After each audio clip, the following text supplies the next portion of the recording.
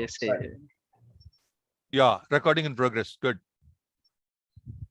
Just good morning, all. I welcome you all to Verizon RMC and Medley Toastmasters joint meeting, and I welcome all the guests and the Toastmasters for this special meeting. As always, I'll set the ground rules for this meeting before starting off with the meeting. The first rule: please turn off your video and audio if you're not speaking. In this case, at least try to turn off your audio, if not the video, because this is a joint meeting and I would definitely like to see all your special faces. And two, please do not talk about the taboo topics as it's part of the Toastmaster fraternity, the sex, religion, and politics. And three, please try to avoid cross-speaking or cutting another speaker while they are speaking. Given that this is a digital meeting, also do not please forget to mute yourself when you're not speaking and go somewhere and speak to somebody else, which might be disturbing the meeting. With this, I'd like to hand over the meeting to the presiding officer of the day. Yeah, thanks, Kaushik. Hope I'm audible and visible. Yeah, super. Good afternoon, all. So it's been a pleasure in having this special meeting with Medley. So I think from the day we partnered with them, I think we all definitely kind of elated from Verizon side. And yes, I mean, we had a lot of learnings from them. So thanks all for providing the learning, and then we'll continue this journey so far. And today we have a special meeting, which is basically a kind of debate. I'm also eagerly waiting what's going to happen, how the fight would be, and how much blood we are going to shed now. So it's definitely going to be a rocking meeting. And with no further delay, let me invite DTM Thomas sir to set the tone. Thank you very much, Toastmaster Jay. Good morning, ladies and gentlemen. Welcome to this Verizon Medley debate. This is Medley's 6th debate in the last 6 years. A short preamble on debates. Debate is serious stuff, and it's the ultimate in persuasion, the most difficult type of communication. Debates were part of the Greek and Roman traditions. We will go past all that and say that we will not have debates getting physical, because that way we are safe today. The merit of a debating performance is based on content, style, and strategy rather than on delivery characteristics we judge speeches by, body language, use of stage, humor, etc. per se. Logic is central to debate, and arguments and counter-arguments are the real expression. Therefore, please also look for clever fallacies that the debaters may be tempted to use. What are fallacies? Fallacies look like logic, but they are only looking like logic. It's like snake in the grass. It's like chili in beans. Beware. Example. Suppose I say Maruti Swift is the top seller in its category, so it's the best. Bunkum, you will say, if you're a debater. You will tell me it's not logic. Market share is a function of many things: pricing, promotion, many things, and the discounting, not necessarily quality. So discern the differences and counter it on that basis. That's the beauty. This is the arena for mental calisthenics, mental jabbing, counter jabbing.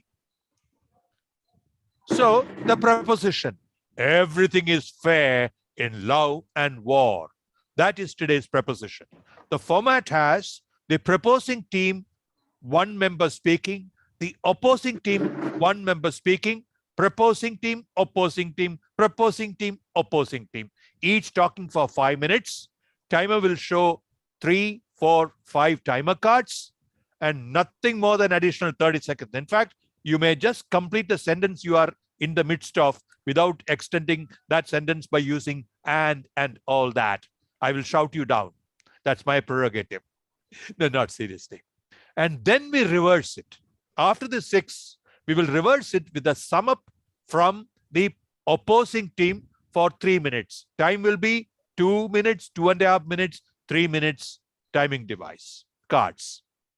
Then the final word will be given to the proposing team, who will do the summation in 3 minutes.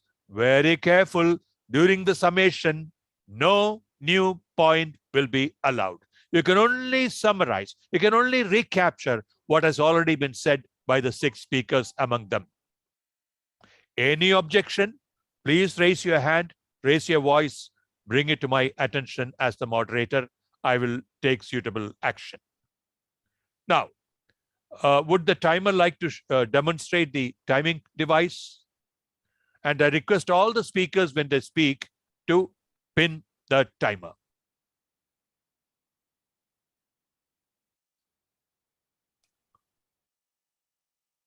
Timer, may please. Good afternoon, friends. Today I'll be the timer. There are only 2 types of timing schedules. One is for the speakers 1 to 6, that is 5 minutes. So the coloring will be 3 minutes green, 4 minutes yellow, 5 minutes red, and 30 seconds grace period. The other type of timing schedule is for the summing up, that is 3 minutes total. That will be 2 minutes green, 2.5 minutes yellow, 3 minutes red, and 30 seconds grace period. So don't go beyond the time. That may have dire consequences. Back to the moderator. Thank you, timer.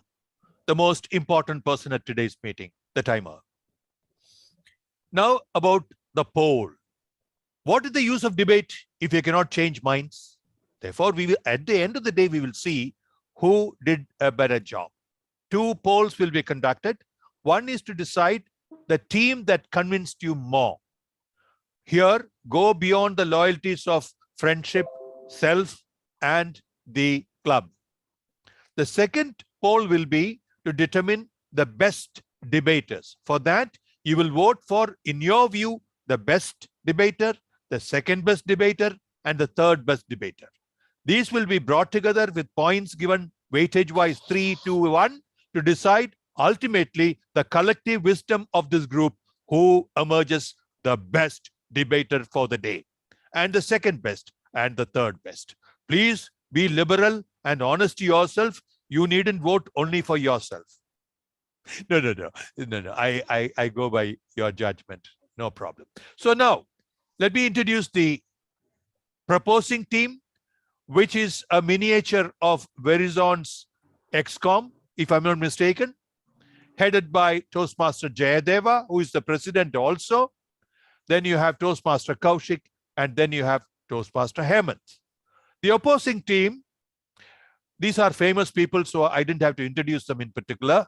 The opposing team has Toastmaster Sundareshan, who was in the computer data processing area, worked in the Gulf, and he's a Toastmaster for the last 19 years and mentor for some Toastmasters clubs and gavel coordinator, lot of activities. And he has done choreography and acting for his association, and he loves reciting Tamil poems. The second speaker from the opposing side, Toastmaster Siva, is a systems engineer by profession and has a decade of experience in IT. He currently works for IBM, Big Blue, and is an IT consultant.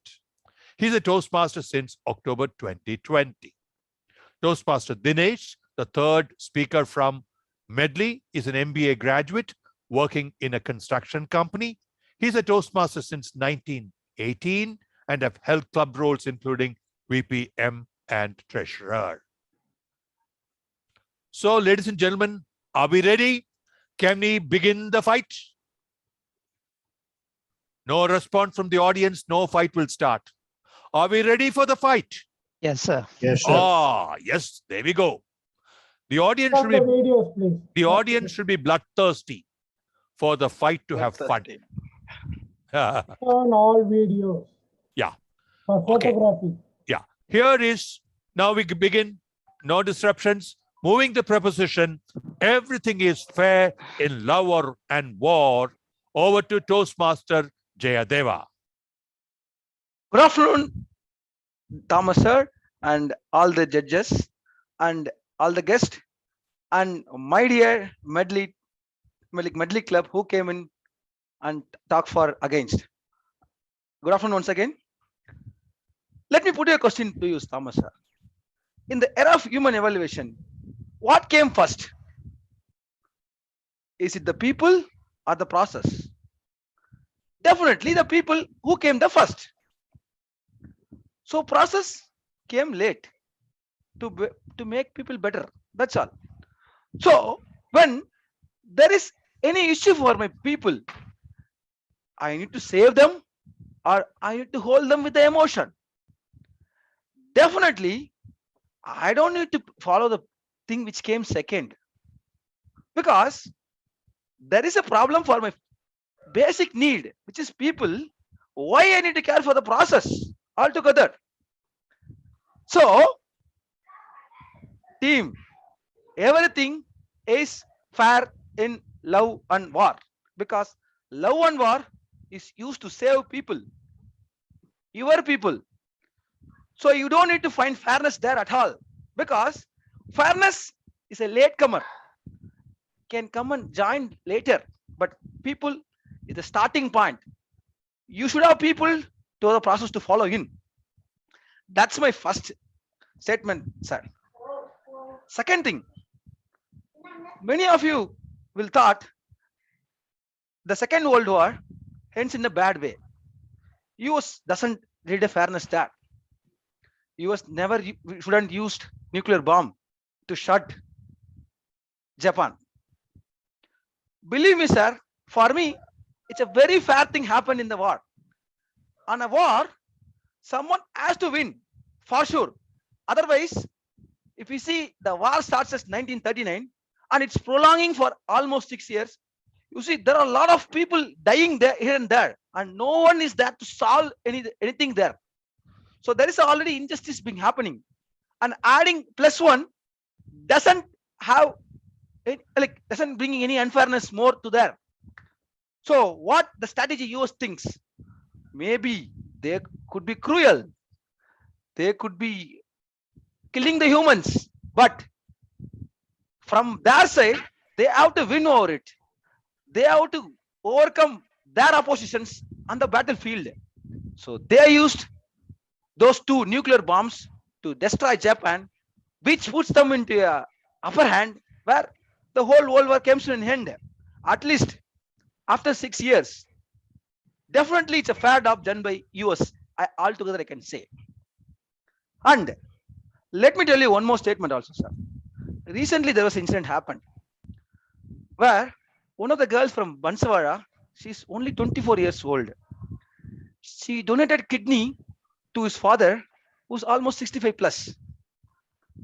I don't see any fairness here, because she is the one who has to live for long and she has to preserve her kidney. But due to enormous love to his father, she is able to donate her kidney itself to make the love happen.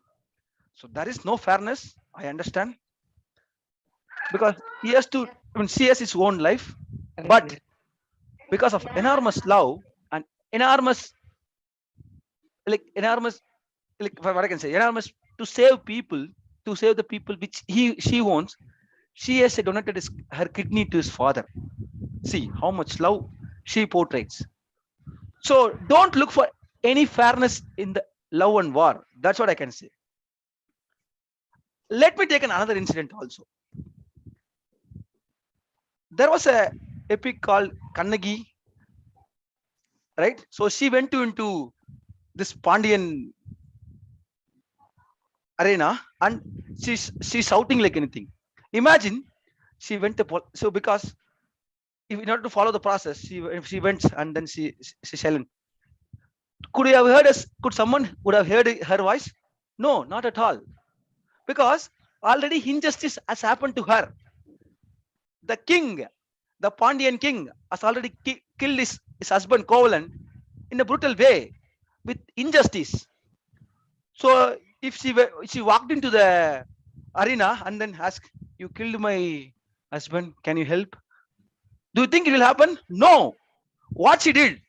She went and she blasted the entire Madurai.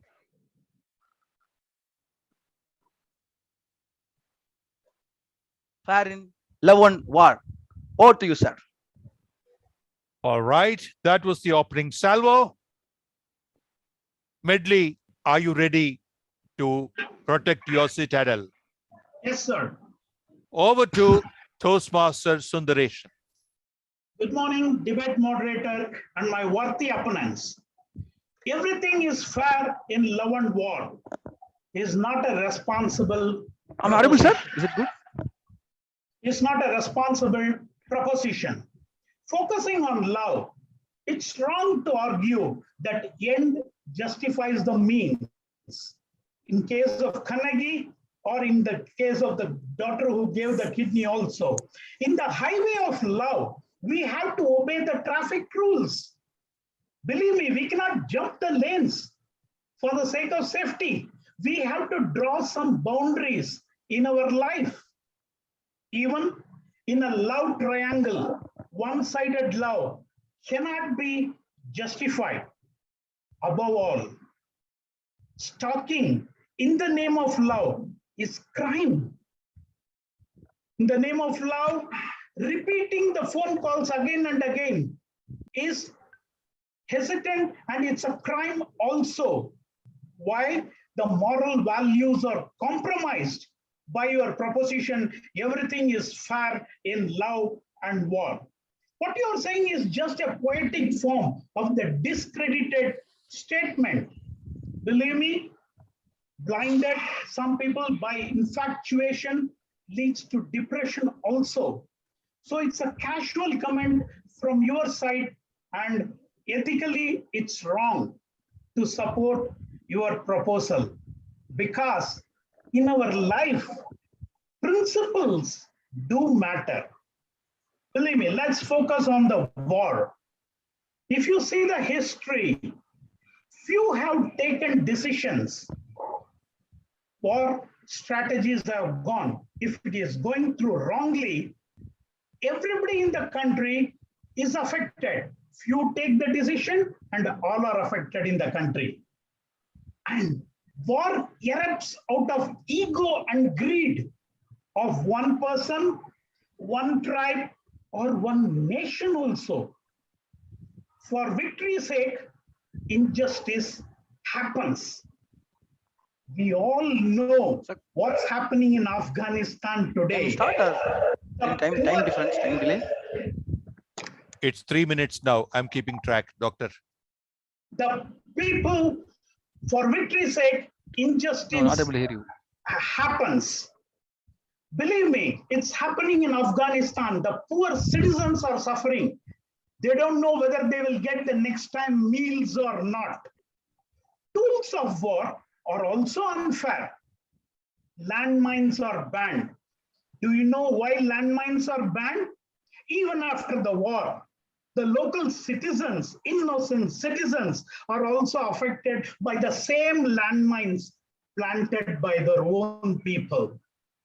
So believe me, principles do matter in our life, and we cannot make a casual statement, everything is fair in love and war. Some are painful. We have to go through. We have the maturity to go through. Still, everything is not fair in love and war. Opposing opponent, worthy opponents, and debate moderator, I request you all, we are here to make every effort to make this world a pleasant, good earth, and a better earth, and not a bitter earth. So what's our responsibility? Not to support ethically this proposition, everything is fair in love and war. Over to you, debate moderator. Thank you very much. Here we now have the second speaker from Verizon, Toastmaster Hemant. There is a comment, there is something to come from the timer. Yes, sir, please go ahead. I am keeping two timers. I am keeping the proper distance. Okay, It was okay. only 2 minutes 35 seconds when you said 3 minutes. I know, because you are showing red when he was speaking. Red all the The time. previous it was not removed by mistake. That's I fine. changed That's it. fine. No, I was keeping track on the very roughly on the clock. No problem. Very good. Very good. So there, let's now hear Toastmaster Hemant. Thank you, Toastmaster Thomas. Can I just check my audio and video? It's all right, but could you come closer? There's a bit of a, what shall I say? It's breaking. Your voice sort of, yeah, come again. Please Is it speak. good now? Better. Yeah, I think keep the proximity. Yeah, thank you so much. Shall I start?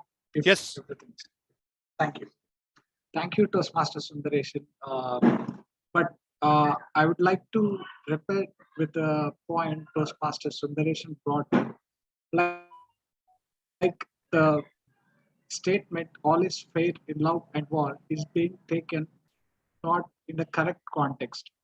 Toastmaster Sundaresan brought up the point where like a sense of harassment is being done when a girl is loved by someone or something. But there are cases too where certain love marriages in our own country are being opposed for the sake of caste, even though the boy is a well settled man and is an eligible person. Only because of caste it's being opposed, and because of the religious traditions, certain marriages and certain love certain things are happening, and there are these caste related deaths happening, murders happening throughout the country. We are seeing that.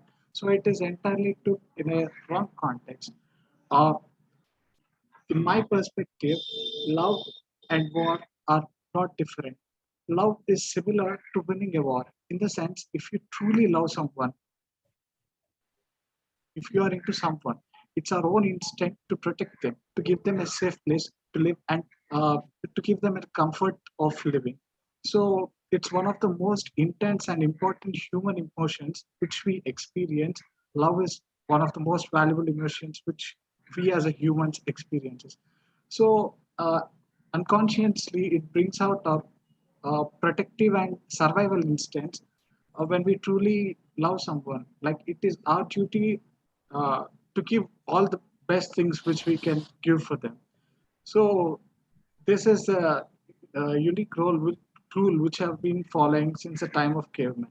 Hence, nothing is unfair, and no rule of too big is bad to break when it comes to protect and get love of your loving one. There is nothing wrong in breaking anything and going against anyone, until and unless if you are fighting for a true love. If you are really into them, there's nothing wrong with it.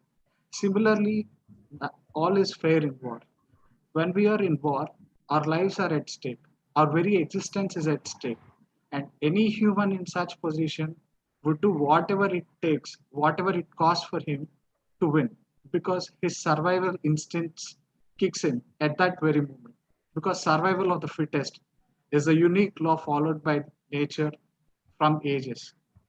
Hence, adopting any means in the face of war isn't unfair, but it is being prudent. It is a basic survival instinct. In a war, as the end justifies the means. So when we are fighting for a cause, bending the rules to emerge as victorious is definitely not a bad thing. If our cause is worth fighting for, and if our cause is for some good reason. If we take the example of our very own Indian mythological epic Mahabharata, Lord Krishna himself preaches Arjuna the same thing, that during the Kurukshetra war, uh, and employs little white lies during the war to support the Pandavas and ensure that Pandavas emerge victorious, and thus the victory of Dharma prevails. Here, Lord Krishna supported uh, this faith with white lies as a strategy, but not as a cheating. It is an act of being prudent, because war is not only won by arms, but by minds too. Strategies plays a crucial role in winning of any war. Thank you, Toastmaster. Thank you very much. The argument has been brought forward interestingly, and I think the stage is right for a counter from Toastmaster Siva. Good morning, fellow Toastmasters and moderator. Everything is fair in love and war. Yeah, that's a good statement. Let me rephrase it. The rules of normal civility does not apply during war making. And there is no fairness when one is desperately in love. This is the very sentiment and the dogma for the cult who accept any sort of behavior. They are only obsessed with the end result. If their deed gets what they want, they will go to any extreme in matters of combat and love. No wonder this musty old phrase derived from the way old 16th century has become a panoply for the new age war criminals and the bestowed lovers. Unfairness and extremism over any deed cannot be entertained, and that defies the logic. Love and war has no cheat sheet in this realm. Also remember this, I'm bringing you one important thing. This support of extreme love or war and love has been the root cause of many new age psychotic disorders. Let me explain. Love, yeah, it is beautiful, divine, predestined, agreed, no second thoughts. But we are bothered about unbounded obsessive love, which gives free license to many who believes in this false doctrine. Let me bring up one character named Othello, the Moor of Venice. He is known for his love towards his beautiful wife, Desdemona. You know what happened? Then, out of obsessed love, he started to see suspicious against his wife, Desdemona. And finally, there was a murder. He killed his own wife out of obsessed love. This is what we see even in the new age. Many suffer from the Othello syndrome, the curse of fanatical love. As I meant it, Othello syndrome, which is scripting the end story of many once romantic love tales. Many marriages are falling apart due to this no holds barred sort of love attitude. Causes of death also reported by the new age Othellos are on the high.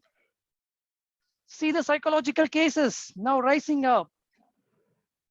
Clinical psychologists are filled up with cases of Othello syndrome now. Let us hear from the final words of the Othello himself. He said before he committed suicide, I loved too well, but not wise. Remember the word, love too well. He loved his wife too well, but he failed to protect his own loved ones. I hear the arguments from our worthy opponents that we have to protect our loved ones. But what happened here? This fellow has gone into the extreme to end the life of his loved one out of obsessed, unfair love. That is our point here. Hence, my submission is this unobsessed love always comes with suspicion, revenge, and finally death. These are the byproducts of that unobsessed love. Obsessed love, I mean. We expect all stakeholders to play fairly in this love ground as well. Now let me move to the war. In the resolve to be victorious, we are ignorant of the breaches of the war crimes. Geneva Conventions have all been put aside for many war makers who go ferociously chases the power. The liberty we often encourage just by focusing on the outcome, we leave aside the moral tools and means. This leads to collateral damage of human lives and reputation. We have seen enough of war crimes, haven't we? You name it. The gas chambers of the Nazis, the genocide grounds of the Mollyvaikal, all these are the living testimonies of the unfair warfare, right? The entire human nature is in a stake, right? So we see, are we not hearing the spirit of Mussolini and Hitler from this very phrase? Even the modern pandemic is struggling to cope up with the fatality rate of this barbaric combo, Mussolini and Hitler, what they did out of the unfair war. They think everything is fair in war and love, and what they did to the humanity. Again, these are the breeding ground for the nasty psychopaths. So as an evolved space, it's our utmost duty to ensure there are checks and balances in any act. War and love are no exception to that. That's my point. Thank you. Over to you, moderator. That's the fourth speaker we heard. Now we have two more to round off things. And here is calling Toastmaster Kaushik. Thank you. Am I audible and visible clearly? Yes, yes. All right. So let me start with first Sundaresan, what Sundaresan said. He said structure, rules, all these laws, that is what it is civility. That is what brings civility. And that is basically is what principles, that is what keeping us as a society together. So, but let me tell you one thing. Whenever we as a people, we go somewhere, the heart wants what it wants. I'm sure you have definitely felt that love for the first time when you saw one of a girl in your college days, or when you first time met your wife. Was it structured? Was it just like some kind of rules, or was it based upon some kind of principles? It was magic. It just comes directly from the art, and that is what is love. There is nothing, it is instantaneous. So I think that is something we will have to understand, that it is a magic that is happening, and that is the point to say that there is no fairness or there is no structure or something that we can put to love. And coming to the second point, I think he said like what I feel the ego of many people has started and kept on this catastrophes for years together. I definitely agree with you. The ego has started all these catastrophes, but then it has to end. And for that, the ego is not required. So that is what exactly my co-teammate Hemant said. The fairness is not in the ego. The fairness is giving up what is held upon as virtue. Deceit is not a virtue, sir. Deceit was used only to keep the dharma alive, so that there was no virtue in that, but there was fairness. To maintain fairness, there was some kind of unfairness that was taken upon. To maintain the balance, there was some kind of imbalance that was put upon. So that is what Hemant was speaking about.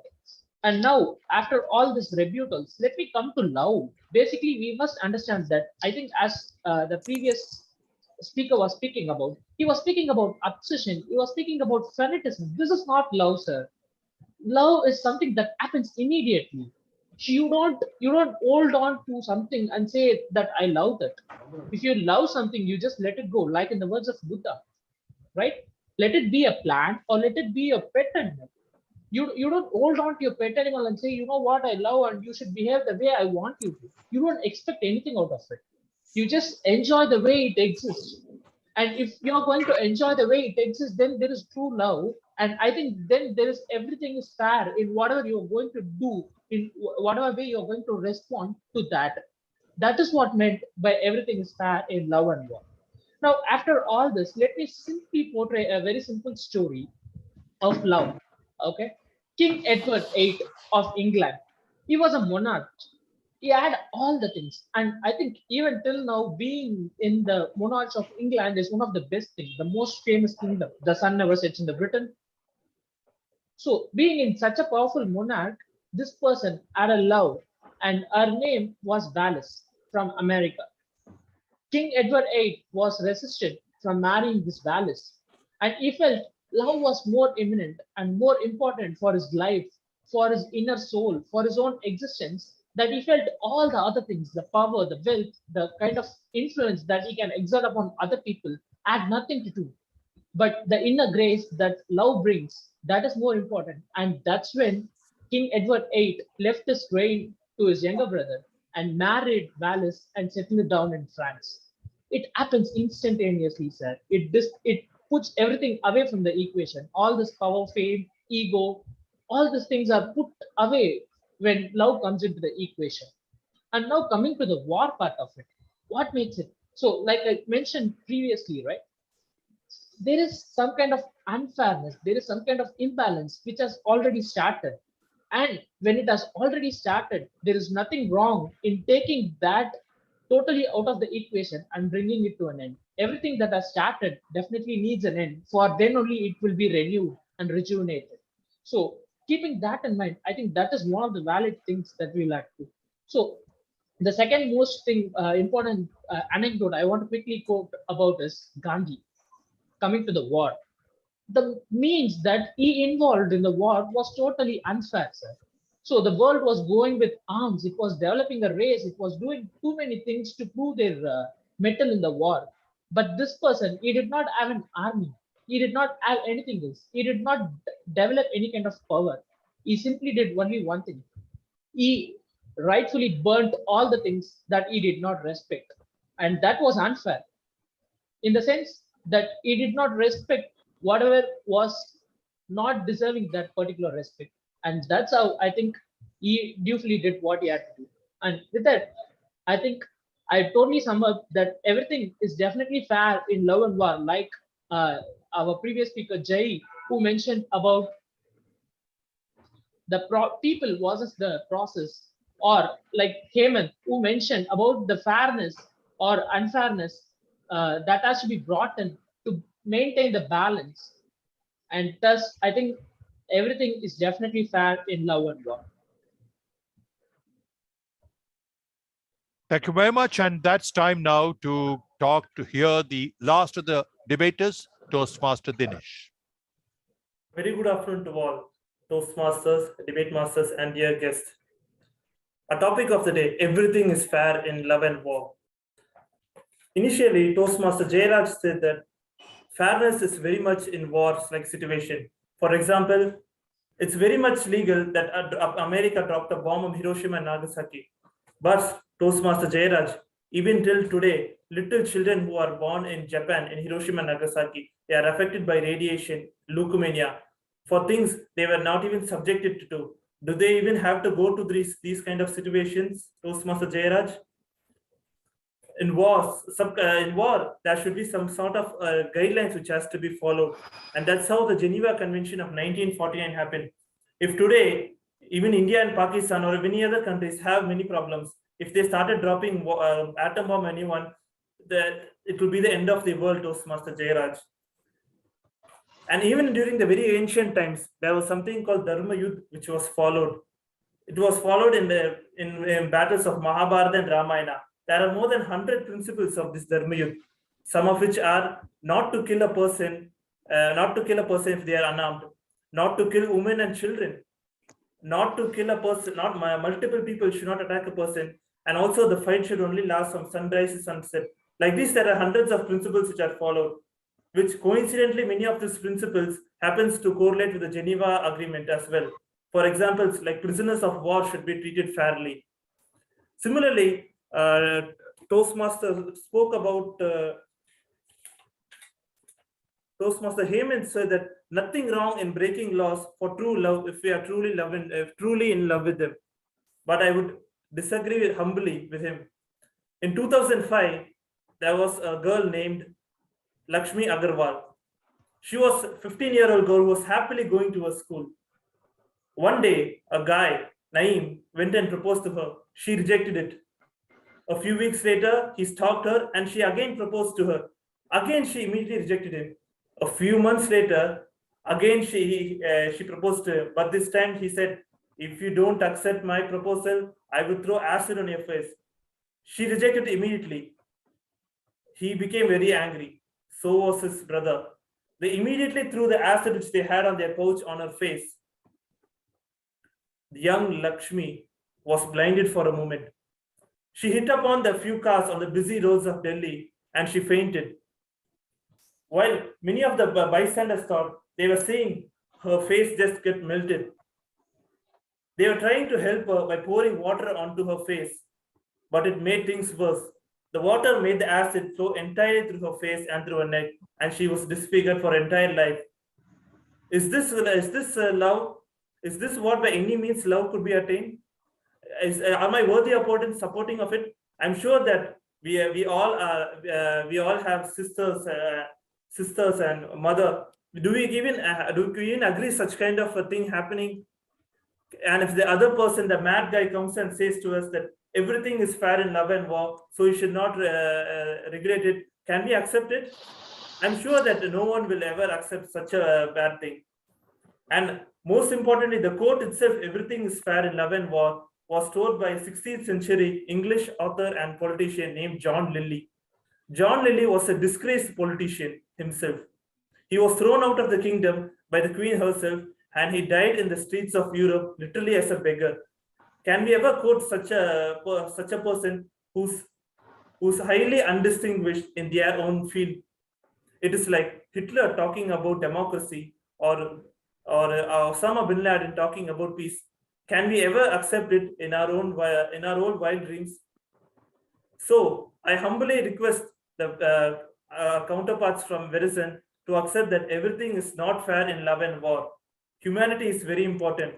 If everything is fair in love and war, there won't be any differences between us and animals, because we do everything. We have our sixth sense and we have to use it prolifically. Thank you, and over to you, debate master. There we have too tough to make up our mind, right? So many arguments.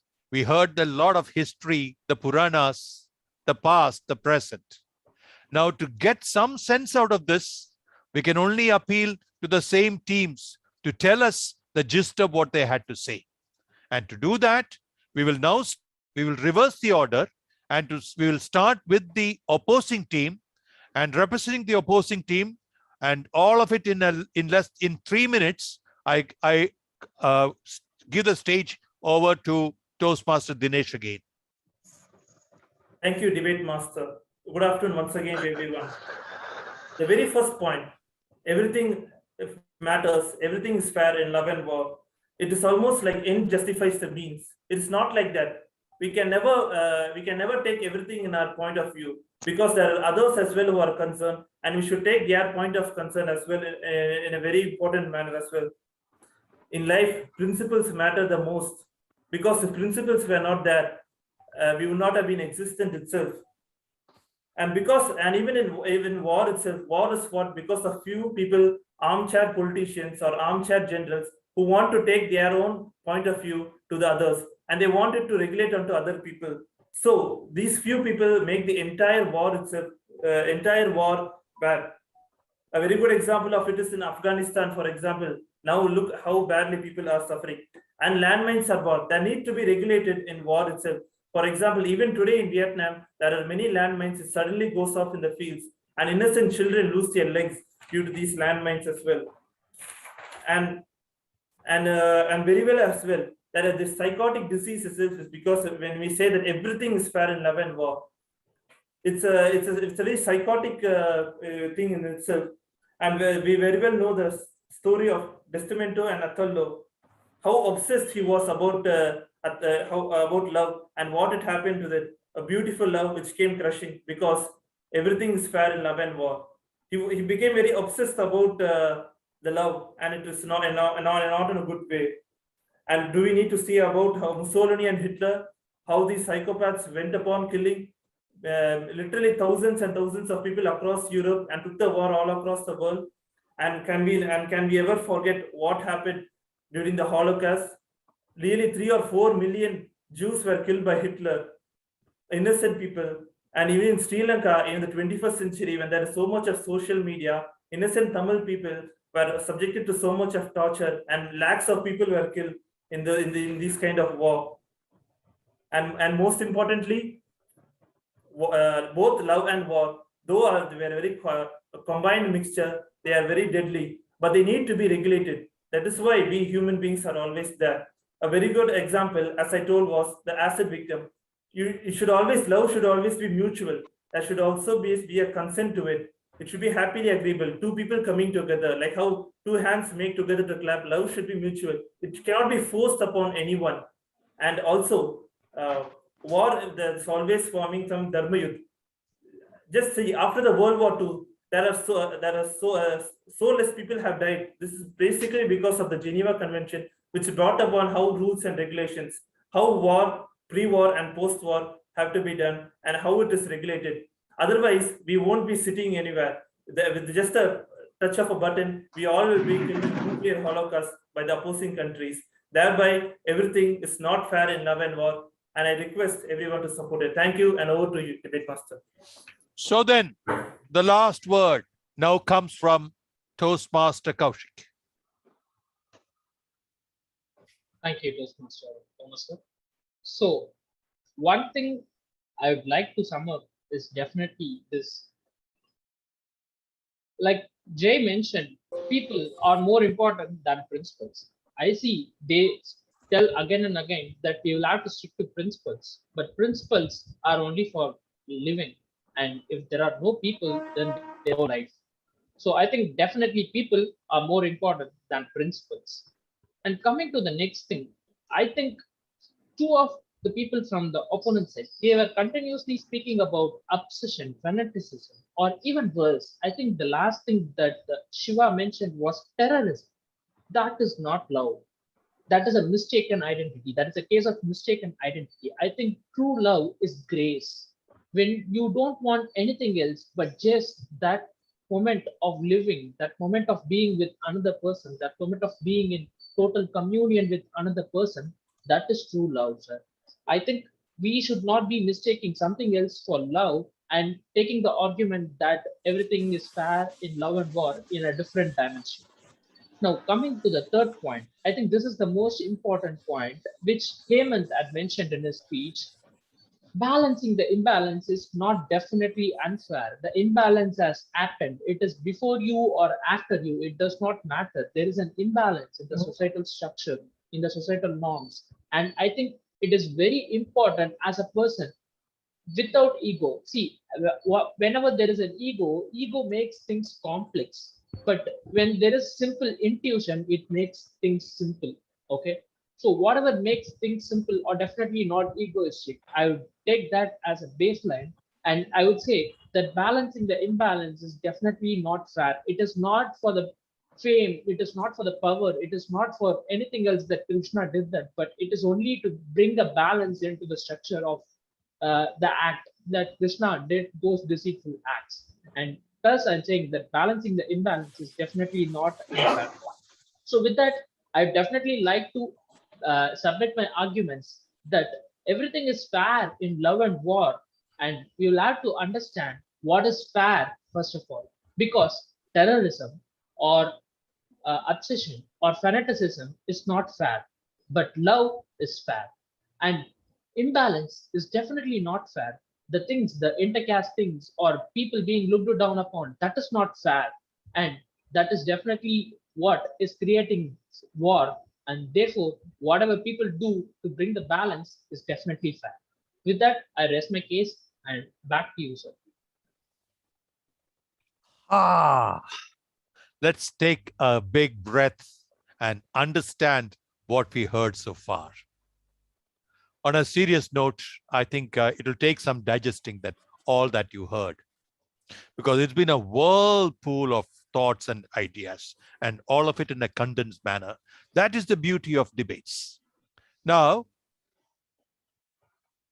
time for, before I make my statements, let's go over the poll. There are two polls, like I said.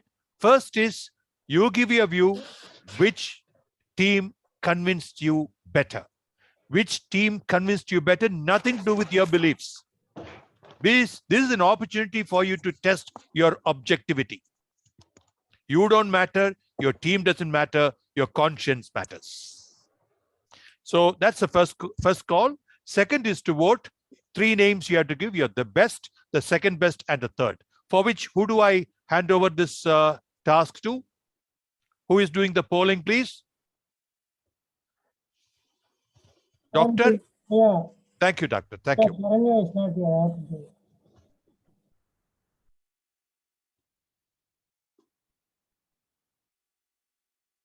As doctor gets ready, I must, it's ready. It's already there.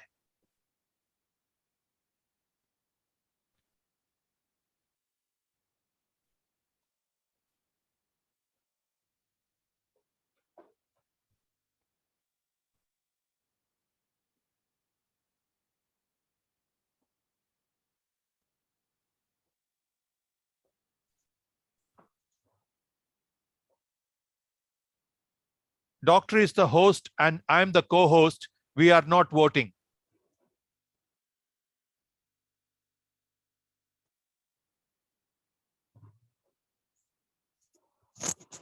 Ten votes have come. I think that's the result, Doctor. Yeah, that's the result, but I don't know how to launch the second poll. She said it will come. She said, let's share this, Doctor. We'll share this. Yeah, I will check it. Yeah, second poll is here. Exactly. You share. So it is 50-50, 5 out of 10. So join winners. It's been a stalemate. I think it's a very worthy result. Congratulations, both the teams. We won't force the issue. Yeah. Yes, Doctor. Let's get the next one.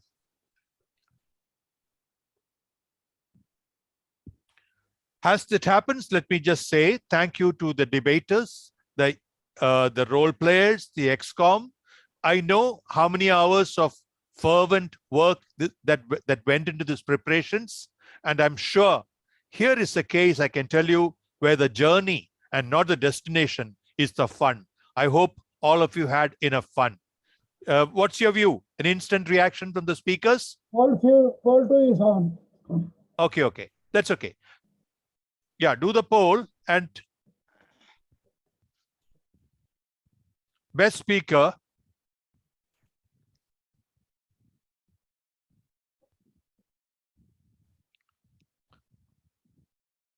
Please vote for the best speaker, the second best, and the third.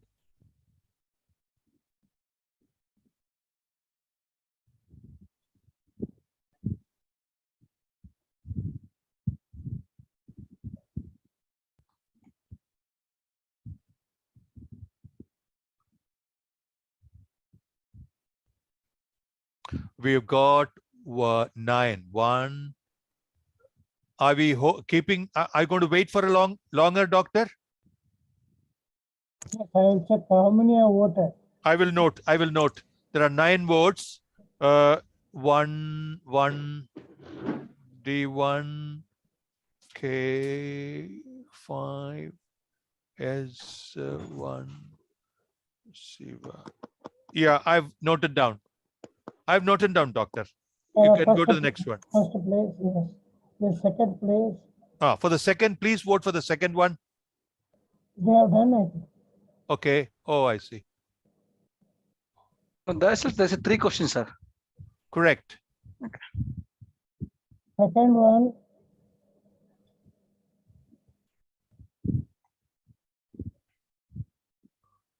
Please don't repeat the name. Please don't repeat the name in between the 3. One name only in one poll. Okay, Dinesh 1. I find the same numbers, Doctor. First poll and second poll, same numbers. Then we can cut.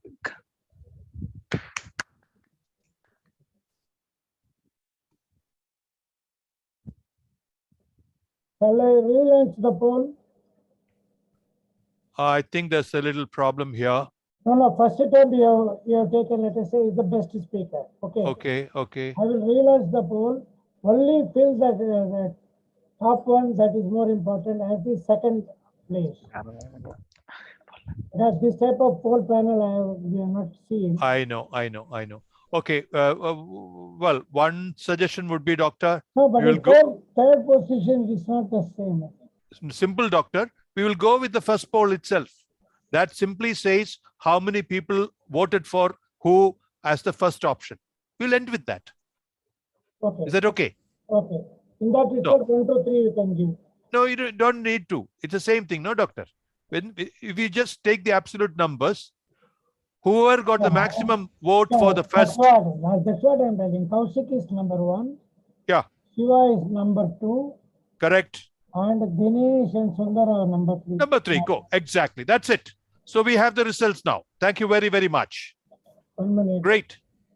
Let us note it, Kaushik. Yeah.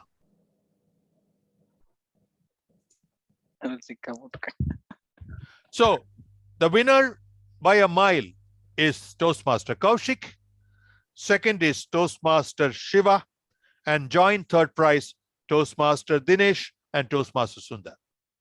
Congratulations, all 6 of you equally. Now, quickly, I want to give you a few thoughts. The thoughts have to do with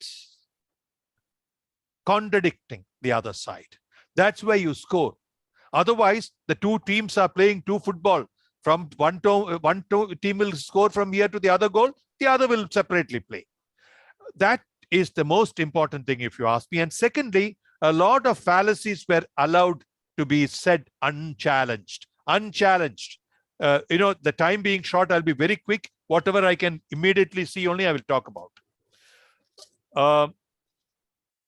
But very good quality research was done by all of you. My credit to you, and your tonalities were good. The way you presented were good. You all spoke like, born debaters. Jay started on a high tone. He said, people and principle. Principles came second. Therefore, people are important. The other side should have contradicted. Does it matter who came first, who came second? Is that what decides the importance? No, I'm not contradicting. I'm saying that was an opportunity Sundar lost. Secondly, he talked about the Second World War and said that somehow it had to be stopped. Sundar could have asked, why did he wait for 7 years and so many killings? You could have dropped the bomb or whatever earlier. See, for anything you can give a counter. That was not done. He gave the example of the Carnegie, gave the example of 25-year-old girl, kidney. Again, all of them can be disputed. They were not touched upon by the other side. Sundar had 5 points. Obviously, these are his ready-made points. That he delivered fine, but he didn't respond to the arguments that he heard first. From Sundar's tone was very good. And he ended with a very interesting thing called better and bitter. That was punchy. Then Hemant at one level said, if you truly love someone, you will protect her. And gave the example of caveman. But history is full of people, full of stories that contradict. Again, he was not countered by anybody. That's the failure of the other side. These are vulnerabilities people get into. So he got away there. Then he also said survival of the fittest, as if that's a God's given principle. But that's exactly what the other side should have contradicted. Survival of the fittest is a barbarian law that was not contradicted by Medley. Medley could have contradicted that. Okay. Then, of course, Krishna, white lies. See, that is the beauty. Falsehood, you can call it white lie and whitewash it. Very well done. That's how you do it in debate. It's a good, well done, I thought. Shiva had a very strong contradiction. He contradicted very well. He talked about Othello with enough pause, and I loved too well, and how too well became a defect. He brought that out well. And he said, you talked about protecting the loved one. And he said, is this what it is? So that was very eloquent. That was real strong contradiction. But again, I suggest to you, when you contradict, before and after, give a pause. Give a pause so that it hits that other jaw hard. Like doctor said, it's all about, it's shots, jabs, not killing forever. That's debate. Very good. Then Geneva Convention was used very well. Mussolini, Hitler. Yes, Kaushik contradicted Sundar. At least he said that, saying rules and civility and principles. He contradicted. He said love is a matter of nature, of the heart, the magic. So he tried to justify everything under the garb of, it's nature. What can I do? It's in the stars kind of thing, These are techniques. Sorry, an unwanted call out. Then he also contradicted Shiva very, very frontally. He brought Buddha into the picture. Let go, he said. So on and on. And of course, he said something about Gandhi, which I was not sure whether where it fell, which part of politics it fell. I was not very sure. Anyway, then Dinesh contradicted Jay frontally, talking about the US bomb part, and talked about the suffering that's, the trail of suffering, which it contradicts the balancing part. Then he talked about the Dharma Yuddha. And to me, I think the clincher were two things: that emotive articulation of the victim of acid victim. I think that nullified a lot of arguments on the other side. And he also said, who is your prophet? Your prophet, John Lilly, is the guy who has been sent out for treason by the Queen, and you're depending on him for your sustenance of your moral argument. I thought that was a very good punch. And the roundup, I must compliment both of you. Yeah, I think Dinesh had 8 points. He spent very little time on each of them. Kaushik had 4 strong points. So in other words, I must tell you, I'm very, I don't flatter. I'm not given to flattery. I'm very happy to have been part of this. Did very well. Yes, doctor, you wanted to say something? Yeah, my time. You used to plus time. We had with 3 to 4 minutes. Anyway, see, DTM Thomas concentrated more on the logical aspects. Yes. Okay, I will concentrate a little more on the communication techniques and other things, though I will touch upon a little bit, because what he told also can be countered. Counter to the counter, you can keep on building the logic. The end also he told something, immediately I thought I could have countered it. It's okay. But the point is, of the two sides, Verizon came up with more solid examples. Whether it can be countered or not, that's another thing. Verizon came up with clear illustrations or anecdotes which are more solid. I think solid examples are very important. They carry a lot of weightage in debate. So no point to keep on theorizing and philosophizing and talking a lot. Even some of you did it in the beginning of each speech and other things. But clear example will win the hearts of the listeners. See, for example, the Mahabharata and the Gandhi example, as Gideon Thomas pointed out, yesterday's discussion, what came out was not well developed here because it came very end of the speech. We quickly finished it off. Actually, the topic was not exactly that, the way it turned out to be. So the important thing is the solid example. The theorizing in the beginning of your speech, you can do it, or at the end of the speech, you can. But anybody who is following the first speaker has to do rebuttal. Best thing is to do rebuttal straight away, then and there in the beginning. But if you have fear that you might run out of time for your points, you have to plan and do that. In that case, you can do the major rebuttal first, then come your point, again do some rebuttal, and then sort of round it off. Two techniques which are important is the vocal variety and pacing. Pacing, very rarely people use it, but some people use it to great advantage. But vocal variety is not that good for all the people. For example, Sundaresh, inflections were very good. He paused in the right places in the sentence and gave inflections to give it emphasis. But not all of you did all the time. Some of you did a little bit here and there. And for example, Shiva and Kaushik, who talked overall best, I should say, Yes. but their vocal technique and all were not good enough. So the vocal technique would have been better, their part will be getting more weightage. Being monotone or being sing-song is equally bad. One of you was really having a sing-song, so you will put people to sleep. So that also you should not do. I'm not going into individuals. And once you have some points, it is a tough task. It's a challenge to do it, particularly rebuttal suddenly on the spot you are going to do it. It is a tough task, but you have to develop the sense of proportion. For example, one of you spend too much time on rebuttal, and one or two of you spend too much time on general theorizing in the beginning. I don't want to tell that. We are having a recording. If you want, you can see it later on. So the sense of proportion should be there. It will develop over a period of time, not suddenly in 1 day, 2 days. Overall, as Vivian Thomas said, it's a very good exercise you have done. So you can do it yourself within each club, even privately as a group you can do it, because it will hone some of your skills, both in listening, quick thinking, and giving a repartee, all those things.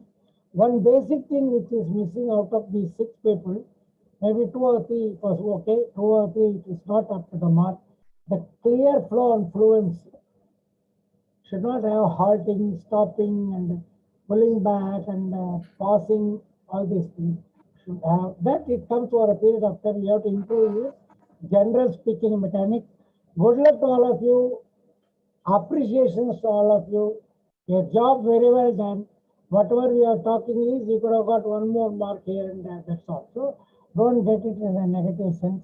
In fact, originally I intended Toastmaster Swati Devi, the area director, to come and give the appreciation, but she is having some office meetings and she could not come.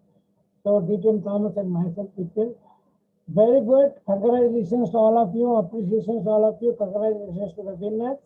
And I will have the recording which I will share later on. Both sides, you can see it. And who will make the minutes of the meeting? I will send, sir. I think. Make a short one. Don't waste your time on adjectives and all those things. You simply recount what happened. First he came, he talked on this side, let's say this man, that's all. Give us simple minutes of the meeting and please send them, because that is also required. I have taken enough snaps. I think that is good enough. If some of you have taken, you pass it on to me. I will take the best of them and we will use them. Thank you very much. Back to the moderator who can give it back to the president. Thank you, Doctor. Without any further loss of time, over to the presiding officer. Thank you. Thank you, sir, for setting up this meeting very nicely. So first of all, let me thank DTM Thomas sir and Sampath sir for coming with this idea. And we missed Ranga sir today, right?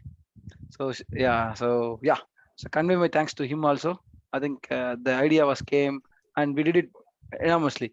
And thanks for your support, sir. You keep on following us. And there was some hiccups in between where one of our resources not able to join, where Hemant jumped in and then helped us with the right debate. So definitely you did a fair job, Hemant. So thanks for it. And yes, I think maybe I'll thank the opponent team, Sundaresan sir, Dinesh and Siva also for the meticulous effort. And definitely you put a lot of points together, and then we learned a lot from these points, sir. So thanks once again. And I sincerely thank from my side also, where Pallavi joined, Jennifer, and we have Kaushik and Hemant who did a lot of preparations. And especially Hemant, I want to thank much because he jumped in and then he got the crux in maybe less than 24 hours, I can say. So he did the justice to the job what we have given to him. Thanks, Hemant, once again. And thanks, Kaushik, for taking the summation role as well as carrying this whole debate into a new dimension. Definitely thanks for that. And kudos to you also for the winners. And I believe all the 6 speaks who spoke as a winner. So that definitely be my statement. And thank you all for making it happen. And if nothing else, we can adjourn the meeting. Thank you all, sir. Okay. Yeah, you can go to politics because you brought a good vote bank here. Okay. DTM Thomas sir and Sampath sir for sharing their knowledge. Because of you, today we are learners again. So ultimately in Toastmasters platform, we are learning little by little. Today we have learned something from the aspect of debate. Thank you all. Good show, guys. Good show. Bye. Sure. Catch up. Bye-bye. See you. Good luck. Thank you. Take care.